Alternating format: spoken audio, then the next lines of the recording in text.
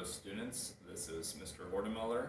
I'm going to go over our dynamic warm-up today. This should be review. We're going to cover this and go over this in class. This is the dynamic warm-up that you'll be expected to do basically every single workout that you have assigned for you at home. And this is also the warm-up that we'll be doing in class before our activities. So you'll get the chance to do it a lot. However, it is a little more complicated and a little more of a task to learn as opposed to our traditional dynamic warm-up. So I want to go over it a little bit slowly here to make sure that we understand the steps. So to start, we'll be in a nice standing position. The very first thing we're going to do is start an inchworm. So my hips are going to stay high. I'll have a slight bend in my knees, trying to basically have control. That I can kind of hunch forward, fingers on the ground, and inch myself forward, inchworm. From the push-up position, I'm going to bring one foot forward into this runner's lunge. I can sink the knee if I need to, but I prefer to keep it up as I sink into this nice hip opener. So this is getting me mobility through my hip joint. I'm then going to go into what's called a T-spine stretch. So the T-spine or thoracic spine, I'm going to extend through, helping my arm and eyes lead the way. Nice, controlled stretch. From there, I am going to drop my knee, only because I'm coming up into and transitioning into a hip flexor stretch. So I'm going to have a nice tall torso, control through there, pushing my hips forward. All the while, I'm getting nice inhales and exhales through my nose, trying to deepen my breath. From there, I'm going to bring my arm up and get a nice side bend stretch.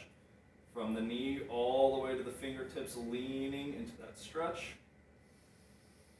Bringing it back. From here, I'm going to then go into a straight leg hamstring stretch.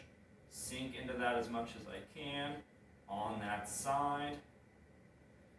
Then coming up, this is where it gets a little tricky. My back foot, I'm having some strength there. Going to give about a quarter turn as I come up into a yoga pose. So from here, we're going to open up right into a warrior two. So my hips, I'm trying to create an opening, pushing them sideways.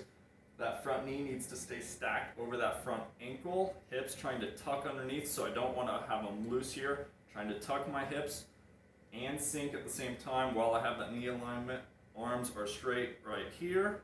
Then I'm going to transition, shifting my hips forward into a warrior one, arms overhead. Again, nice solid breathing here. Back to a warrior two, just so I can transition into a peaceful warrior. Good breathing, nice, slow through there. I can have a little bit of a reach here as I come back down into that runner's lunge. From there, I'm just going to switch feet and repeat everything I just did on the opposite side. So sink into that hip stretch, opening up into the T-spine. From there, lowering my knee, coming up into a hip flexor stretch. Again, deep breaths through the nose, out through the nose. Side bend stretch on the other side. All the while getting good mobility through the shoulder and torso as I'm getting that side bend. Coming into my hamstring stretch on this side, sinking into that. Before coming back to that lunge, shifting back foot up into my warrior two. Opening up the hips, but again, creating stability at the same time. I want to make sure I have action through that. Shoulders are active as well, making sure they're nice and stable as I transition into and get some mobility through my shoulders as I come up into that warrior one. Knee stays stacked over that ankle, sinking down into it. Back to warrior two. Get that lean and stretch.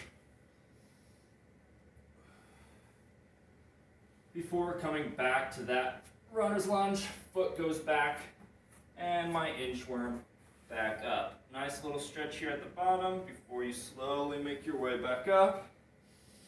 Good breathing, arms overhead. Exhale to release down. That is one cycle through. Now, for your dynamic warm-up, you'll be expected to do that whole cycle 3 times. The key to this though is that each time you do it, you should be doing it faster. So I'm not going to repeat here. We'll demonstrate in class the speed, but that is the general flow of your dynamic warm-up. And again, you'll do that 3 times through, increasing the speed as you go.